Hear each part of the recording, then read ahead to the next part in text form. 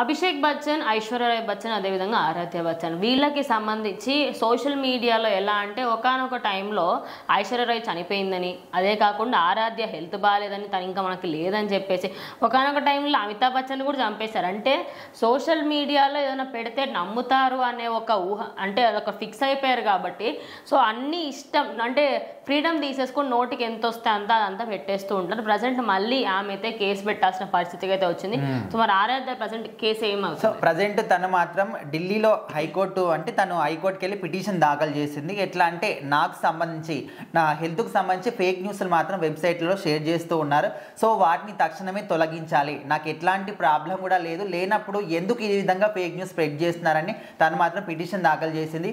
అయితే ఇంతకు ముందు కూడా సేమ్ అదే విధంగా మీరు చెప్పినట్టు ఇక్కడ లేరు ఆరాధ్య బచ్చన్ అనే విధంగా కూడా అప్పట్లో చెప్తే అభిషేక్ బచ్చన్ కూడా అప్పట్లో పిటిషన్ దాఖలు చేయడం, దాని తర్వాత కోర్టు అన్ని వెబ్సైట్లకి నోటీసులు ఇవ్వడం మీద ఎట్లా తక్షణమే వాటిని తీసేయాలని అప్పుడు వాళ్ళందరూ కూడా తీసేయడం జరిగింది. సో ఇన్ని రోజుల పాటు సైలెంట్గా ఉందనుకుంటే ఇప్పుడు మళ్ళీ స్టార్ట్ చేశారు. సో రీసెంట్ టైంలో మనం ఐశ్వర్య రాయ్ గారు తను ఎప్పుడు కూడా ఏదో ఒక వివాదంలో కానీ ఏదో ఒక న్యూస్లో ఎప్పుడు కూడా కనిపిస్తూనే ఉంటారు. సో ఇప్పుడు తాజాగా మాత్రం తన కూతురుకు సంబంధించి ఇప్పుడు నార్మల్గా అమితాబ్ బచ్చన్ కావచ్చు వీళ్ళ తల్లిదండ్రుల గురించి మాట్లాడారంటే ఓకే, ఇక్కడ చిన్న పాప, సో చిన్న పాప గురించి కూడా ఇక్కడ లేరని, అదేవిధంగా హెల్త్ బాగాలేదని, తను ఎక్కడో పోయింది తప్పిపోయింది, సో ఇలాంటివి ఎందుకు పెడుతున్నారనే విధంగా తను మాత్రం ఇప్పుడు కోర్టులో పిటిషన్ దాఖలు చేసింది. సో మరి ఈ కోర్టు ఏమి ఇస్తుంది, అటు మళ్ళీ వెబ్సైట్లకి నోటీసులు ఇస్తుందా లేదా అని కూడా చాలామంది అయితే వెయిట్ చేస్తున్నారు.